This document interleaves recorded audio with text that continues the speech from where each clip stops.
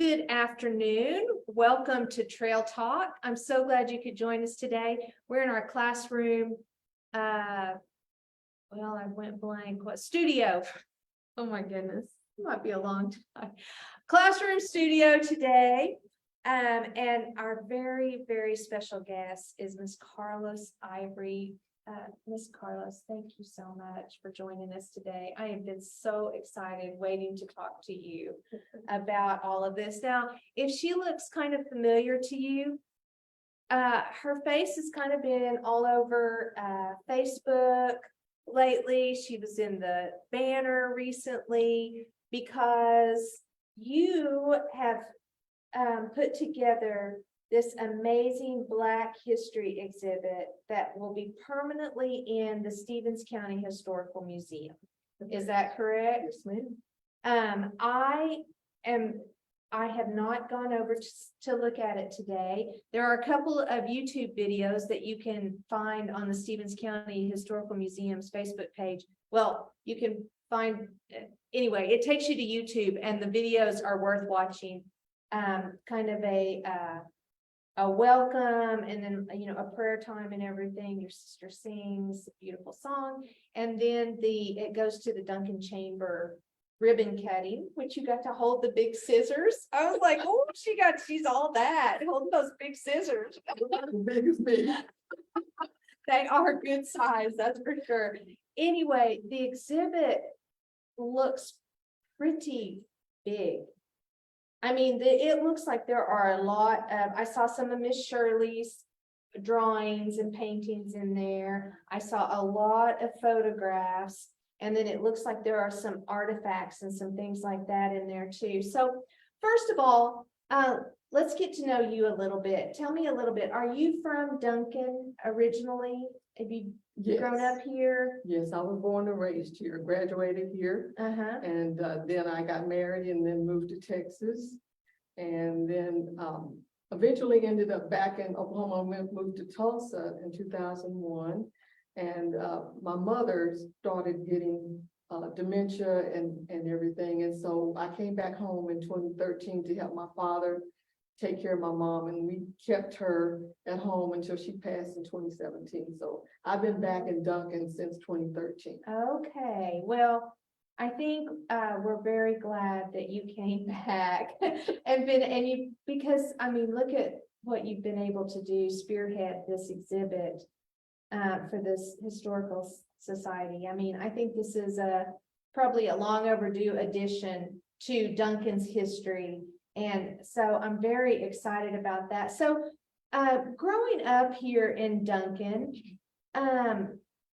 would you say the town was divided? Was there a racial divide, do you think, here? Well, growing up, pretty much there was segregation, because when I went to school, when I first went to school, we had there was a lady by the name of Miss Ruby Kazee. She was the first Black kindergarten teacher, and she taught from her home. And so there were only Black children that attended that school. And then when I went to elementary school, to Douglas, which I went there from the 1st through the 5th grade until we got desegregated. And then, so yes, it was racial division, but as far as our family, we were not taught to hate people based on color. Right. But it was definitely a learning experience once we got desegregated as to going to an all-white school. So right, yes. The integration part. Yes. Tell us what was that like for you? Well, it was good and bad, because I did meet friends that have become friends for life, but it was a challenge, going to a different school, because when we went to Douglas, it was just a big community. Everybody knew everybody.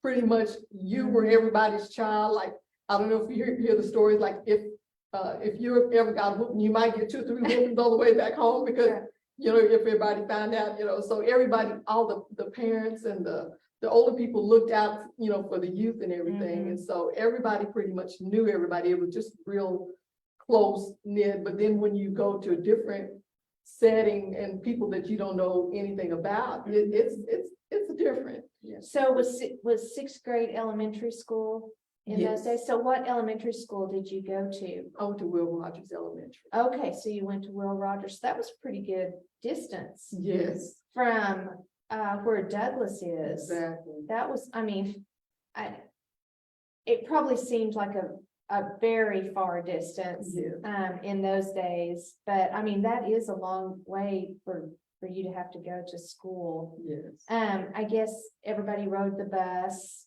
No, No? our parents Okay. had to take us. Oh, is that right? Mhm. There was no bus that ran No. over there, No, huh? But were there buses as part of the school system that, there may have been, but. but you guys we- didn't? We weren't offered any buses to attend there. I don't know, at that time, I'm too young to remember what the, Like the whole town thing? yeah, as to, what made you qualify to ride the bus, to and Oh, from there. right. I just remember when we were in, high school riding the bus, because I remember when we were in junior high, we had to catch a ride, to junior high, so that's Hmm. all I can really remember. There may have been buses available, but I don't recall riding any And buses. where was junior high? Junior high was Buses. downtown. Down, Yeah, we okay, went to the 7th. It was the 7th through the 9th grade when okay, I went to school. and then I believe high school was 10th, 11th, and 12th. that was the old high school that's over, or the school No, it's where the where the Duncan current high school is, the current okay. Duncan High So School. was the junior high then like, That was right the there. one downtown. okay, by First Baptist Church and the Yes. Foreman Prairie House? Right. Okay, so that was where you would go to junior high Right. in those days. Okay, all right. Well, I did not grow up here in Duncan, so Okay. yeah, so I'm kind of, I'm just very curious, Mhm. about some of these things. So, and so then by the time you were in high school, was integration a much more, like, how long do you think it took to just kind of get over the initial shock of all of it?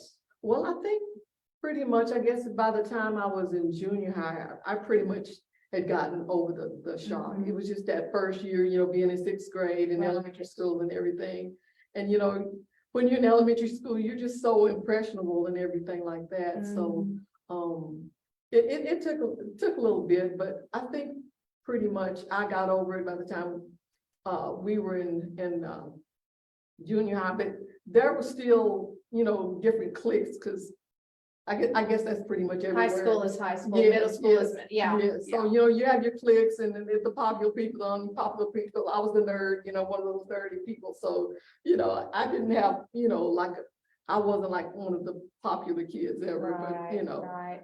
So, when you went to Will Rogers, Mhm. were there friends that you had at Douglas who had to go somewhere else?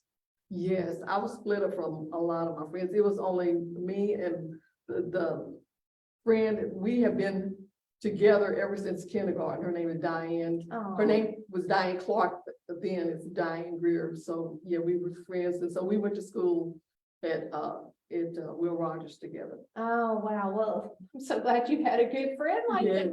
Yes. That could have been really, really hard. Yes. So everyone who was at Douglas then was kind of split split. up and sent to different elementary schools in Yes. town. Okay. That's interesting. It would be kind of interesting to know how they decided who would go where, Right. Did you have brothers or sisters? Yes, I had two younger sisters.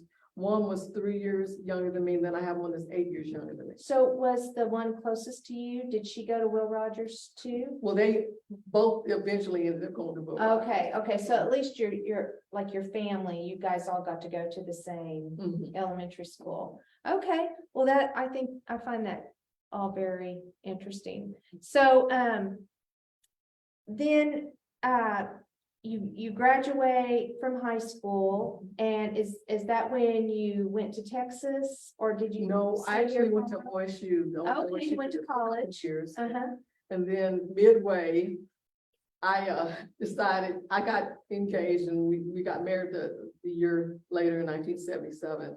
Then I moved to Fort Worth, Texas. Okay, all right, and raised a family Yes. down there and Yes. everything before coming back to Oklahoma. Mhm. So, what made you, decide to start gathering information for this exhibit? I mean, have you always been interested in like this history, or what kind of it made you start doing all this? Because I have a feeling this has been a lot of work. Oh, yes, it has. There were comments on those videos about how much work you had done, and so I'm kind of like to hear about that. Well, it's funny because I come from a family where they love to collect papers and obituaries and stuff like that. So my Mhm. mother, she didn't believe in throwing a lot away. So it was really an advantage for me. Right. But I did not start this on my own. I guess really when this got started is that back in January of last year, actually it was in November of the year before, I got a call saying that that the Stevens County Historical Museum Board of Directors would like me to join the board. And so I was going to be their first African-American board member. And I had been on a board as an advisor. And so I was thinking I was just going to be, on a board where I'm going to be advising. I had Right. no clue what I was getting myself into. Well, let me just add here, my husband and I attended I guess it was kind of like annual meeting of the board, and the Heritage Center we are members of the Historical Okay. Society. Mhm. And so my husband and I went to the dinner that you guys had, and they talked over and over and over about the working board members. And they made it sound very much like everyone who served on the board has a job, Oh, a yes. responsibility, and everybody is working to make that place great. And so I mean, I was very impressed when I heard that. So Very, very active. So, yes, so I didn't realize, I didn't ask any questions, unfortunately. I didn't know when I was getting myself, I didn't know why they had wanted me to join because, like I said, I didn't know anything about the museum, didn't really think much about it.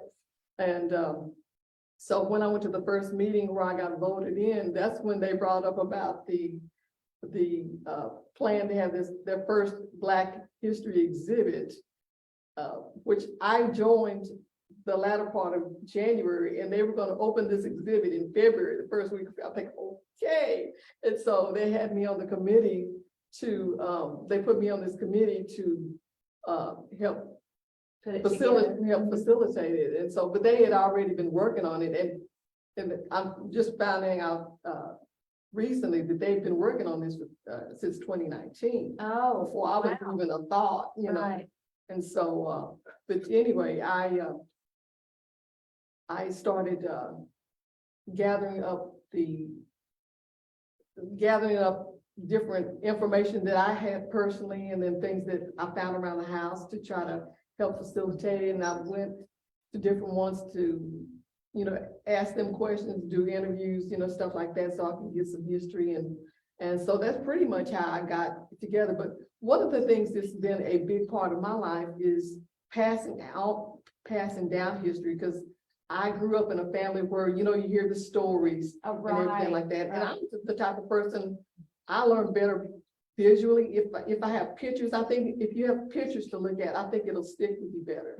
And so I wanted to have the type of exhibit where people could look at pictures, they could listen to people's stories, that type of thing. So it's a more interactive exhibit, because I've been to museums where you get to watch the people talk and you see the pictures, it's all interactive, and that really left an impression on me. And so that's the type of thing that was coming going through my head when I was trying to see how we could make this an interesting exhibit. Right, Mhm. right. Oh, I totally agree. Mhm. I think it's so much more, it holds people's interest and they really want to learn more if there's some kind of something get their hands on or something Mhm. that is, like you say, it's a video or, you know, there's something like that, definitely like that. So were you able to have them put the brakes on then until you could make this exhibit more like what? No, it was ready by February the 1st. But unfortunately, the very next day after I was voted on, I ended up getting COVID. My dad got COVID, got family members got COVID. And we were going through all kinds of crises. I was going through personal crises. My ex-husband died. All of this happened within 2 weeks of me joining the board. Oh, my So I goodness. was dealing with all kinds of, you know what, within the first 2 weeks, I wasn't even really able to do anything, you know, because I was quarantined and everything like that. But as soon as I was able to get out and get around and do things, then I was able to contribute to the exhibit and expand it. Mhm. Okay, awesome. So, what, like, what was there and then what were you able to add to it? Like, you know, what was already in place whenever you got there? Okay, well, Kyle Collins, he is one of our researchers. He and Mike Grantham, they have been working as doing the researching. So they have been finding pictures about Douglas. They have found pictures and information and history about Douglas. And then they also had done some research about the Johnson Hotel. I don't know if you're familiar with that. That was the only Black-owned hotel that we had. It's still standing. It's not in that good condition, but it's on West Mulberry. And so they had done some interviews. I'm sorry, they had looked up some research about that. And they also had done some research about the Henderson Harris Cemetery, which is the cemetery that most Black people in Duncan are buried in, which I'm shocked to find out most people don't even know it exists. They don't even know where it is. It's on South 2nd Street between Highway 7 and the Family Dollar distribution. It's about halfway in between. Really? Yes. And that's an interesting story. So behind because isn't that like a lot of Halliburton that. property? Yes, it's on the same side as the Halliburton. Is it past? Just past all of those Halliburton buildings, but it's a little cemetery right there on the left-hand side as you're going south on 2nd Street. Okay, now that I'm thinking about that, I think I do know exactly what you're talking about. I have ridden out past there. Okay, interesting. I had no idea. Yes, that's a fascinating story. I learned about that. Oh my goodness. Yes. All right. So, so they had found out, Mike Grantham and Kyle Collins had found out about a lot of this, this sort of thing. Mhm. Okay. And so, some of the things that they, I mean, we don't want to tell everything because we want people to go to the exhibit and see it, but, you know, kind of, whet our appetites for us a little bit. Okay. Well, what I ended up doing, I decided I wanted to make a notebook which is dedicated to history makers, people that I thought made history. One of the fascinating stories that I discovered in some of the newspaper articles that I found laying around the house was that there is a man named Mr. McMillan who used to be the chauffeur for President Roosevelt. And he ended up getting some of his roses from the president and growing them at his house. And that's on 2nd Street, almost across from the Halliburton facility. The house is still standing, and I've always wanted to go.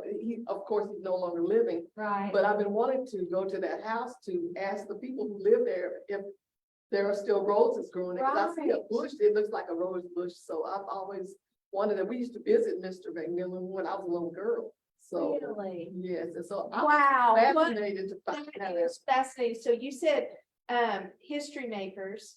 And I mentioned this to you earlier. So right now, the session we're teaching to school children is, we call it Oklahoma History Heroes. And I mean, we use heroes very loosely. I mean, they're history makers is what they really are. And, we talk about people that have done all sorts of things. And I always try to impress on the children that maybe these people just did something important or impressive, or maybe they changed the course of history. It could be, or maybe they're famous, they're a celebrity. There's all kinds of ways people can make history. Mr. McMillan sounds like he would have been an amazing person to talk to. Yes.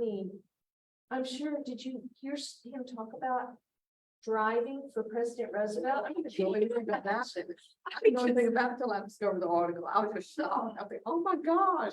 That is, Yeah, that is, fascinating. oh man, that would have been so great to hear that. Okay, so that's a great one. What's another? Another one is that my dad, T.W. Stevenson, my maiden name is Stevenson. Okay, My dad, T.W. Stevenson, was the second Black man that was hired for Security National Bank, which is currently now called Bank First, which is across the street from the post office downtown. right. The first man that was hired was Ed Hooks, and he helped get my dad on. My dad is also the first Black person or African American that was inducted into the Duncan Noonday Lions Club in Stevens County. So my dad is a history maker. Wow, he is. That is so awesome. Oh my goodness. And he's got all kinds of stories that you can tell. He used his first job. He and my mom got married. I'm going to show a picture of them. They got married in 1954 down in Pauls Valley. Let me hold this up here so she can zoom in on that. And It's a little blurry anyway, but how's that? Is that pretty good? No? It's a little bit, It's a little fuzzy. yeah, it's a little fuzzy. It's hard to get it. It's not, the lighting doesn't work. It doesn't. Wonder if I back it up a little bit. Well, that's okay. It's a really great picture, y'all. You're missing out because you can't see it. They're standing behind this awesome car. but they were married in 1954 down in Pauls Valley, and then they moved immediately to Duncan. And one of the first places where he worked was Herman's Pig Stand, which I don't remember that, but a lot of people do. It was on East Main Street. And then he ended up working for the Chisholm Trail Hotel, which I don't remember that either. But he eventually, because of his work ethic, he was one of the hardest people, working people, him and my mom, that I know. But anyway, because of his work ethic, they asked him to join the Security National Bank at that time. It was, where the Ascot building is Yes, now? yes. That's where Security National Bank was. And then they Okay. moved around the corner. I always thought it looked like an old bank building. It was. Okay, It uh-huh. was. And so they moved from there into the current location, which is now, like I said, considered Bank First. Mhm. And he was instrumental in helping other Black men get hired on there, but he worked there 38 years. Wow. And he worked all over town. Matter of fact, he also worked 28 Christmases in a row for the R.H. Browns at the R.H. Brown's house. And Dr. Whedon's Okay. people. Mhm. He worked there for 28 Christmases in a row. And for the last 27 years of his 38 years of Security National Bank, he worked 7 days a week. He worked for all the pretty much a lot of the well-known people around town. I He see. and my mom did. Uh-huh. And so what kind of work was he doing? Just security work? Well, Although- he did maintenance work. They had him doing repossessions. Oh my gosh, my- he tell us some stories. They flew him all over Texas to do repo work. They had him do a little bit of everything. Wow, that repo work is crazy. I have a Yeah. friend who used to do that, and those are crazy stories. Oh, I my can goodness. only imagine. Yes. Wow. Well, what a legacy Yes. your parents have made for you, and the generations to come. I mean, wow. So your dad was not, I would call him a trailblazer, Yes, you know? sure. I mean, I think that is the, for him to, set a bar, a standard for other people to work hard like he worked hard, I mean, I think that's a really important thing for us to be able to leave behind for our families, is that kind of model. Yes. And then for him to be able to use that influence that he was able to create to help other people find work. And I mean, those weren't always easy years. Oh, no, they were not. I mean, if they were married in 1954, moved here right away, those were some pretty turbulent times. Yes, yes. Um, There were times that he told me that they actually had to go work in the cotton fields. And that's the interesting story too. I found out from an interview from a lady that I'm gonna bring up today, Vita Garrick. I found out from her, interviewing her, that they shut down the schools to send kids to work in the cotton fields, and I had no idea. My dad used to tell me about he would have to go pick cotton, and how they would turn out school for that. And I mean, I knew kids that lived in other communities where they grew peanuts, and they would close down school for peanut harvest. And it was just back in the day when everybody worked, Oh, yeah. all the kids in the family worked Mhm. out in the fields and had to help do stuff like that. Mhm. So that is, I mean, it seems like a million years ago, doesn't it? That people Yes. would think like that, Yes. but it wasn't all that long ago. So tell us about, so your dad and, is another one of those history makers. Is Vita Garrick, the name you just mentioned, is she Yes. also someone you're thinking of? Yes, Vita Garrick was one of the people, she's a history maker in that, This one I bet shows up a lot better. that picture that she's holding, we got to do an interview with her.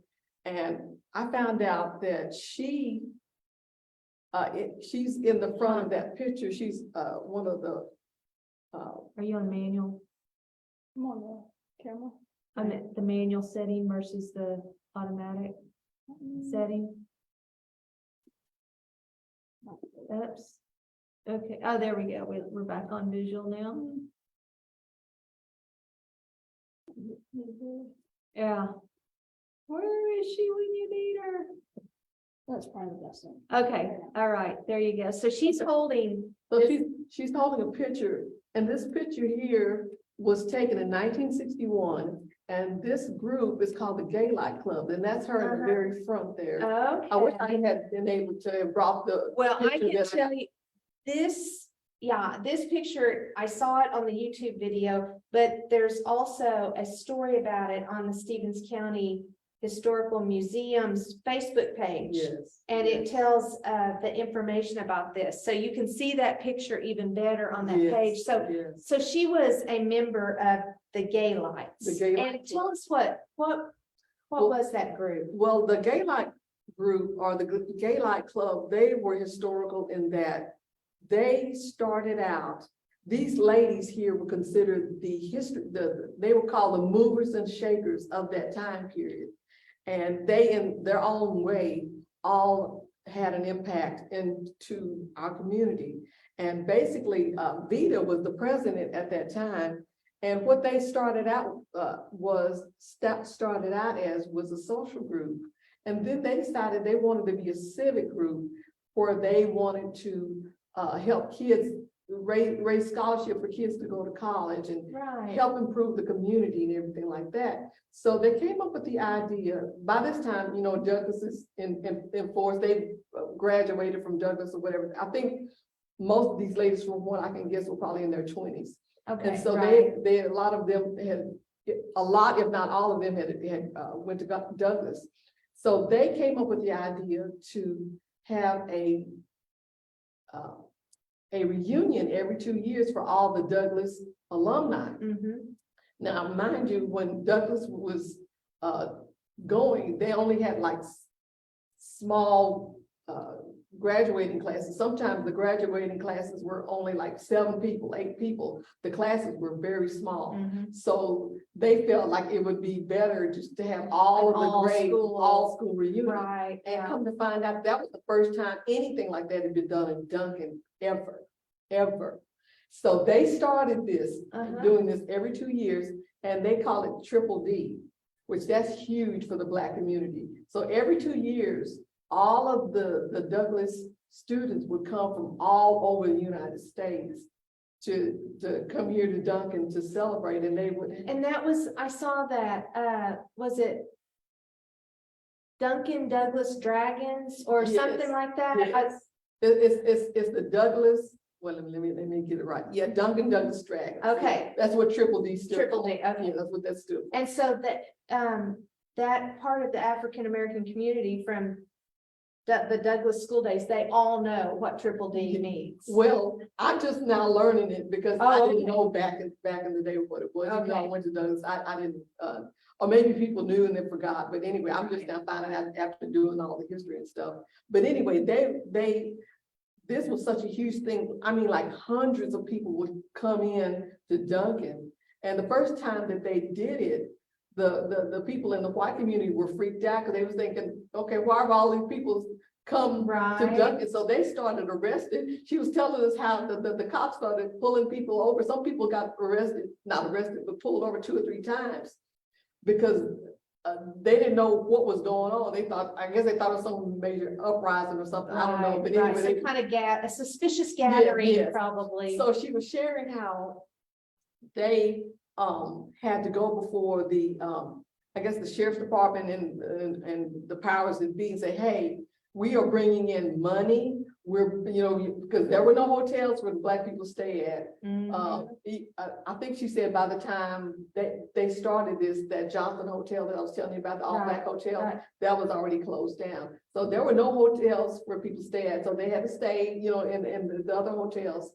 And they really didn't have any restaurants on the Black side of town. So they were bringing in money for, restaurants. They were bringing in money for hotels and everything like that. So they said, hey, we're benefiting you. So, so they passed the word that, hey, leave them alone. So that started blossoming, and they ended up starting to get these national groups, and it ended up becoming a big nationwide thing, the Triple D. Really? Yes, it become national because they ended up having people that were spearheading the clubs in California. Because a lot of people from Duncan went to California. There were people down in Houston. Matter of fact, her dad, which is Henderson Harris Jr., he was spearheading it down in Houston. And so they've been coming together every few years, except for COVID and mess things up. Right. So they hope to have the next one next year. Really? But it is huge. I got to go to my Oh, first banquet in 2018. And they honored those who passed on. And my mom was one of the ones that they honored because she died in 2017. And it was just so precious. And so they get to celebrate, and honor people, that it made outstanding contributions to the community. And they have dances, and they have this fantabulous banquet, and it's just a wonderful celebratory time. People, come over to where the Douglas area is, and then, they get to, talk about the good old days when they went to Duncan and Is stuff the like that. school I mean, in, Douglas. right, is the school in the kind of condition that people can tour it and walk through? Like to see where they went to class or this or that. Is it to where you can do that? Or is the building in disrepair? I don't know what. Well, I've not been in all of the different rooms, but there are some rooms where they have pictures, and they have like different artifacts. Like there's a memorial, I don't even know how to describe it, but there's a memorial that people paid money to purchase little gold plaques in honor of people who were Douglas alumni. And then they have some pictures all around the room. Matter of fact, the pictures that we were showing at the museum were pictures that Kyle and I have actually got to go over there and take pictures of those pictures. And so those pictures were some of the ones that we got to feature, that we are featuring Right. at the museum. Wow, that is, so it's like a memory room of Yes, some sort there. yes. I bet that's really Yes. special when everyone's gathered together and they get to go through there. That is so nice. I had no idea about that. Mhm. And the Triple T movement on a national, Yes, that it's is- huge. that is something. Yes. And so whatever happened to the gay lights? Did they just kind of, Well, I guess eventually over time, because Vita, she and this other lady named Bobby Harris, they're the only two living of that whole group. Mhm. Yes, so And so but I take that back. What ended up happening to the Triple D, they ended up later becoming the initials DOSA, and I was thinking it was Douglas Old School Association, but I was corrected in that it's the Duncan Old School Association. So they changed the name from Triple D Oh, to okay. DOSA, so that is still going on. So it's still a viable, still active Uh-huh. thing. And so, does Triple D mean something different? Well, then? they just changed they the just name. changed the from name Triple D altogether. To DOSA. Okay. That's Duncan Old School Old Association. School Association. So, yeah. Wow, that's really something. So, something else, you have these, articles from newspapers, and viewers, if any of you have any information, I mean, wouldn't it be nice if Yes. someone watching, if you have any information, these articles they're from 1910 and 1912. These are from the Duncan Banner. Then there's one from 1914 that's the Duncan Weekly Eagle, a paper neither of us have ever heard of. Another one in 33 from the Duncan Weekly Eagle. So that means that paper was around for a while. That's almost 20 years between those two articles. And then there's one here. Let's see. Oh, yeah. Okay. In 1936, there's one that's just the Duncan Eagle, like maybe they dropped weekly Mhm. from it. I don't know. But then the Duncan American Mhm. is another one. And I would love to know more about the different newspapers. Mhm. You know, who ran them or what happened to them? Where were they? That, you have to have a press and everything to generate these newspapers. So I'd be very interested Me to too. kind of know but this information that she brought is about Douglas School. And you have this great picture of Douglas High School. So Well, it was elementary. I was and gonna high say school. it was elementary, middle, junior high and Right. high school, all in one building, Yes, right? I believe so. Yeah, so here's another, it's a pretty great picture of all of this over, she says it's if you're on Second Street, looking west, that this would be, and that these buildings are still there. And the gym is the part that they've made into the community center, Mhm. right? Mhm. Yeah, and Well, that's where a lot of times that they will have different functions now. But the school part right there in the center, it was up until COVID, it was where what they call the Douglas East Side Senior Citizen Center. That's where the senior citizens were getting fed. That's where they were having activities up until COVID. And so what part is open now? Like they're gonna have a sock hop. That's what, it's right there. It's in the gym. gym. In the Okay, gym. that I They was. got the floors redone. Right, Yes. right. Okay, I was thinking that was a building that they're trying to keep and make better.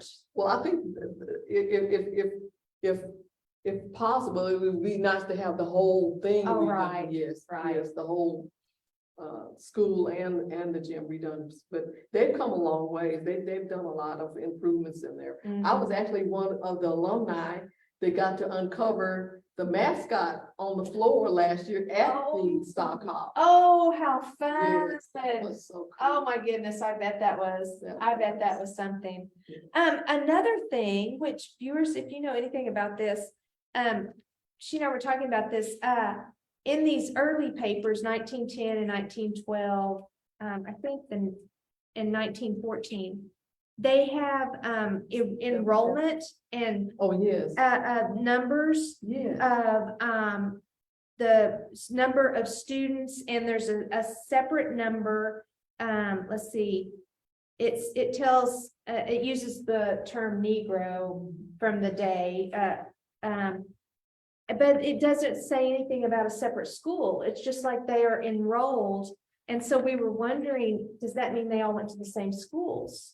Yeah. You know, I mean, there's really no way to know. And then this article from 1933 says that high school students who must have been attending Douglas Elementary or junior high, if they wanted to go to high school, they could go to either Boley or Langston. Like, they opened those opportunities for those students to go to high school because they couldn't do that here in Duncan. Then in 1934, there's an article that says that they do have all the courses available in Duncan. But we were wondering, does that mean they went to high school in Boley or Langston? Did they attend university? You know, was there a high school, a university high school? I don't know. I mean, we were curious what that meant exactly. So if anyone has any information about that, that would be really Yes. very, that would fill in some blanks there that they're kind of still looking for some stuff. So tell us about a few more people. Well, this lady here, Miss Ruby Kazee, I have the actual kindergarten picture when I attended. I know this is little bitty. I don't know if she can zoom on that one, but I Oh. attended Miss Ruby Kazee. She was the first African-American See these two. kindergarten teacher, and pretty much, I would say, I have no idea what percentage, but a good portion of us who grew up in Duncan went to her class And you said she taught this in her home? in her home. Yes, Wow. So did she have a little room set up like a classroom? yes, she did. And she had a piano, she would play music, and she was very creative.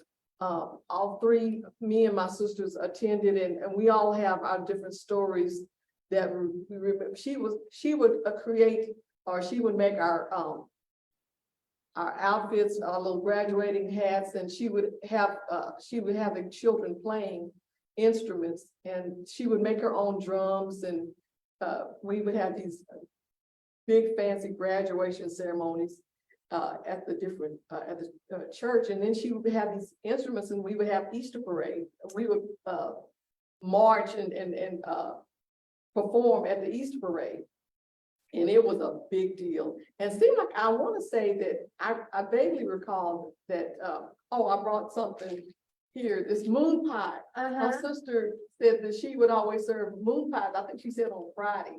So that was a big deal, serving moon pies. Yeah. And Vita was even sharing how she remembered whenever the children would go to Miss Ruby's, I guess it was their very first time going, they would come home calling their parents Miss Ruby, calling their mom or dad Miss Ruby. She said that was a standing joke. Everybody would come, all the children, once they started going to Miss Ruby, they would start calling their parents Miss Ruby. But she was fascinating. She made us feel so important, and she was one of these type of people that, you know, she cared. And my sister even said that the one who's 8 years younger than me, Sheila, she told me that she even taught them Spanish. Wow. You know, before the teaching bilingual stuff was even a thing, but she said she taught them Spanish, how to count to, I think she said how to count to 10. And it seemed like, I want to say that she had like tea party. She would let us use her good china. I want to say, I may be making that up, but I think she did.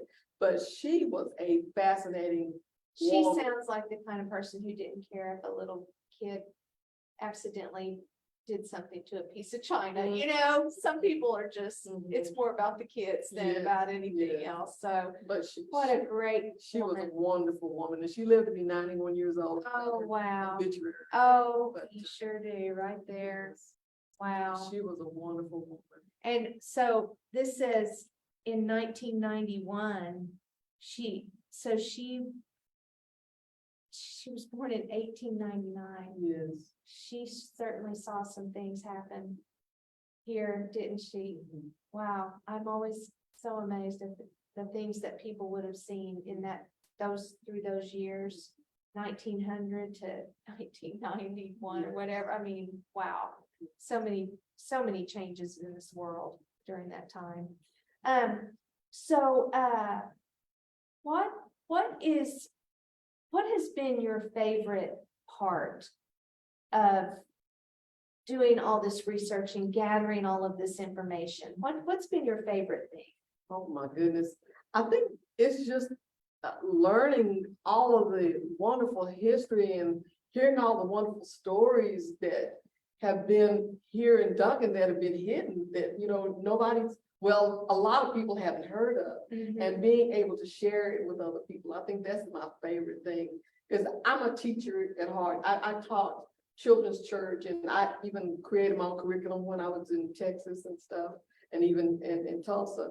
And so that's always been a big part of me, teaching Right. people stuff. So I love sharing information. So I think being able to share history, and because that's a huge part of my life, is that, you know, we pass on stories down. I've learned stories about my grandparents and forefathers and stuff like that, and being able to share history and family, you know, and one thing I've not had a chance to share is that in the museum, in the center, when you first face the door, I have a cabinet that's dedicated to churches, to the three oldest churches, because the churches were the pillar of our community, you know, because back in the day when we were thriving on our side of town, you know, all of the churches were full. We'd have some of the best choirs.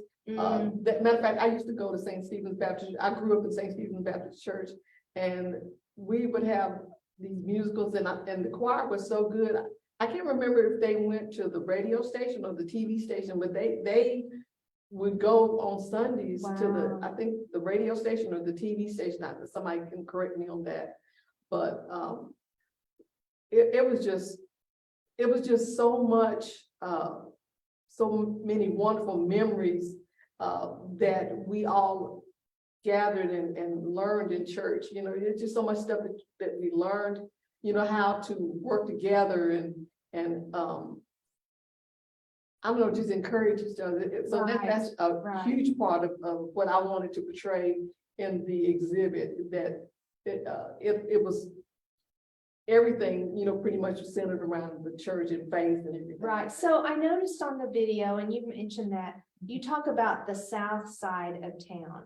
So what was kind of the dividing line? Like where do you consider the south side? I mean, are you talking just south of Main Street or further south? I mean, Pretty much, yeah, pretty much south of Main Street. Okay.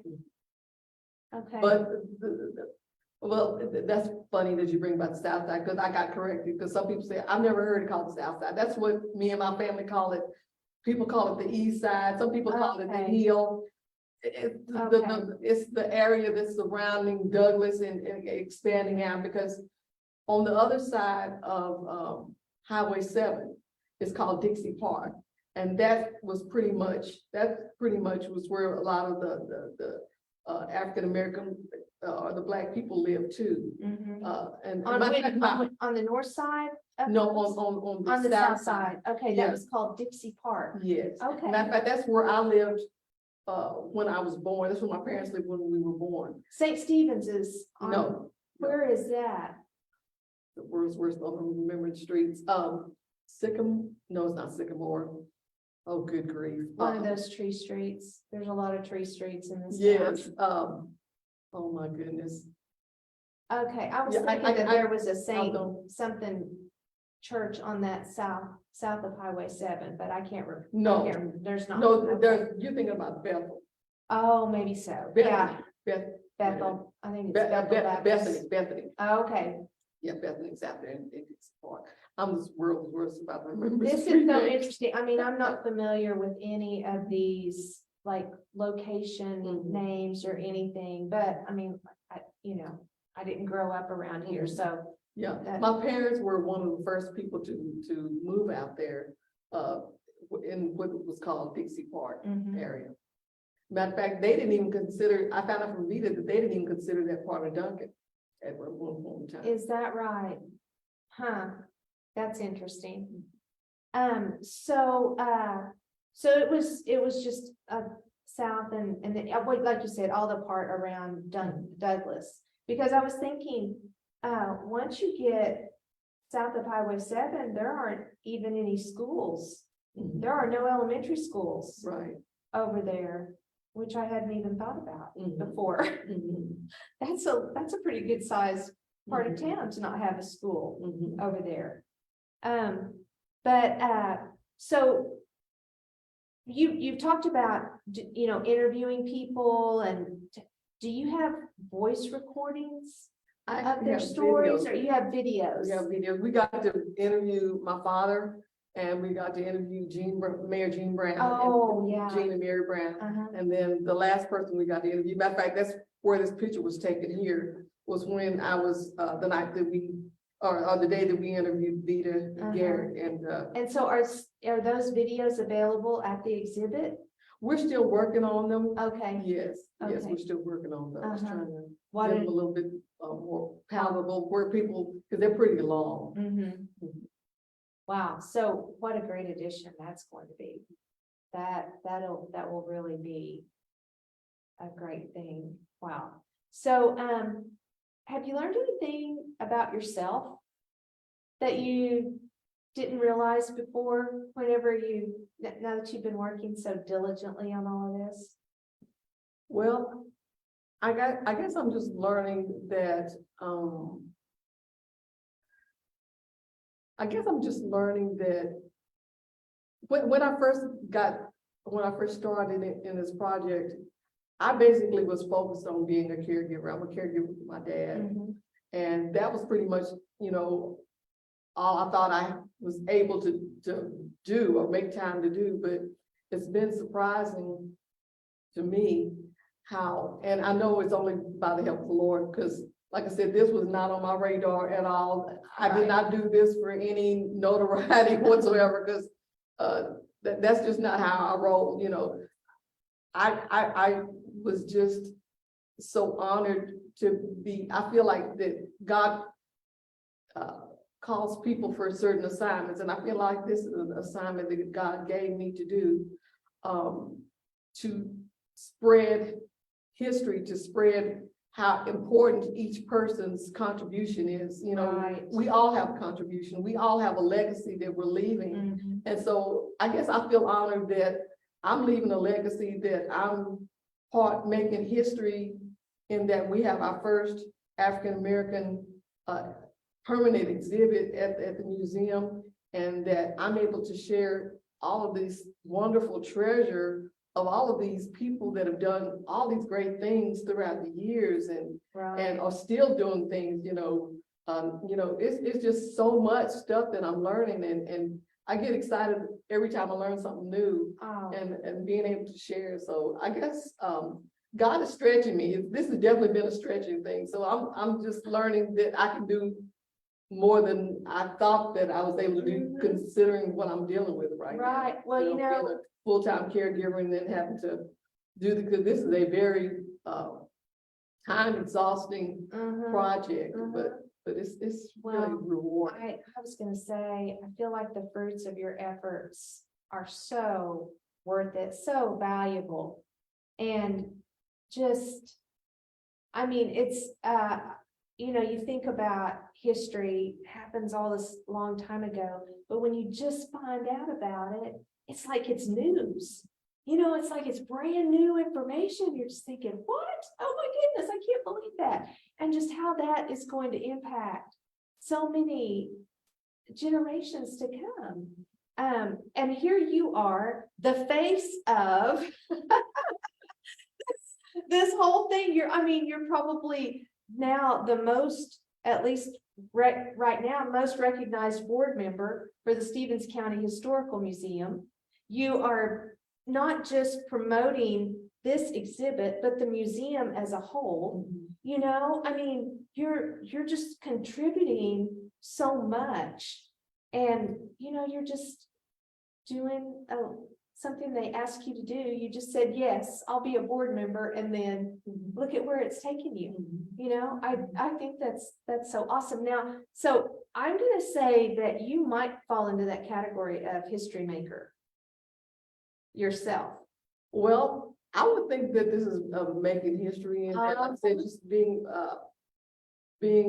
a part of us having the first permanent exhibit. Well, last year was the first Black history exhibit the museum had ever had, period. So that was history in the making. And then now for us to have a permanent room dedicated for us to get, I think so. Oh, absolutely. And I wanted you to mention, you told me your sister had done something that was a bit of a history making thing too. Tell the viewers about her. Oh, my baby sister, Sheila Stevenson. Yes, she's a history maker in that she graduated in 1963, and she went and served in the Army for 63 or no, I'm sorry. No, I'm sorry. I graduated in 75. She graduated, I'm sorry, 8 years after me. So 83. 83. Sorry. Okay. Thank you for correcting me on that. Yeah. Yeah, so she graduated in 83, and then she immediately joined the Army and served just shy of 10 years. And then she ended up becoming a mayor down in Langston. So to my knowledge, I think she's the first female mayor of Langston from this area. Wow. So she's a history maker. So I'm so proud of her. I would say so. That is quite an accomplishment. That's awesome. It sounds like your parents raised some pretty amazing daughters. Yes, I would say so. I They've definitely made an impact because they definitely taught us to be people of excellence. So that's something that I strive for, is to try to be a person of excellence. And my sister, all of us, I think that's one thing that we, try to be, represent well. So Right. that's my goal anyway, to try to do that. Well, you brought a lot here. One thing we haven't really talked about is Yes. the African-American military heroes, and let's just touch on that real quick. Yes. I don't want to get out of here before you get a chance to tell us about that. Yes, I felt impelled, especially with my sister serving in the military, and then I also have a son who's in the Navy. I wanted to honor people, the Black, I call them the African-American military heroes from Duncan. So I started a notebook, and pretty much the only thing that I had to work with was obituaries, but I put them in alphabetical order. So I've got to, some of them that I've got to feature. This here is Gene Brown. I don't have anything. Oh my goodness, look at Gene Brown, former mayor of Duncan, Gene Brown, back in his heyday. Look at that picture. Yes. Wow. And so I've got different ones that I've honored. I have their articles, their newspaper articles. And then you'll definitely want to, this one here is this something that stays in the exhibit typically, or is this your personal? Well, this is my personal, but I bring it to the exhibit. And this is Richard Dean and Ellis Drain. He was one of the earlier employees at Security National Bank that worked with my dad. Okay. And then this one here, guess who that is? That's Shirley King's husband. Yes. Yes. Oh my goodness. You guys remember Miss Shirley? She was on last week. Yeah. Oh, look at him. Yeah. Wow. That's him. And so I've got different ones that, and it's expanding all the time, because I'm Uh-huh. always getting, finding out about somebody, but the one I want to brag on, this is R.D. Russell's, but the one I want to brag on is my sister. Oh, That's her wow. when she was in the A military. Desert Storm veteran. Yes, Wow. yeah, That, congratulations. That is a great honor yeah, for her to be your sister. and, Wow. got one of, Willie Turner Uh-huh. and, What a, one of Willie Worley, he made an impact on Duncan too. He did a lot for the community, Willie Worley did. uh-huh. And, then this Deacon Stanley Stevenson, he made a huge impact, on, the community of Duncan. So, William Taylor, he was an artist, and I didn't even know that until, I got some information from Shirley King. He also served in the military. And I do not know him. I don't know Yeah. who he was. Yeah, Did he paint or? yes, he did. He did painting. I have, some information on him that was in our book, that I got from Shirley King. There was a special, Chisholm Trail. I'm sorry, the Black Cowboys along the Chisholm Trail, they had a special thing, and it was featuring Billy Taylor or William Taylor. Well, and his art. That was back in 2010. I didn't know anything about that. Goodness, this was before my time. Okay. Well, look at that, Wallace Moore. This is very interesting. Maybe this is something that we need to bring back here. Yeah. That looks like something I might need to dig into a little Yeah. bit.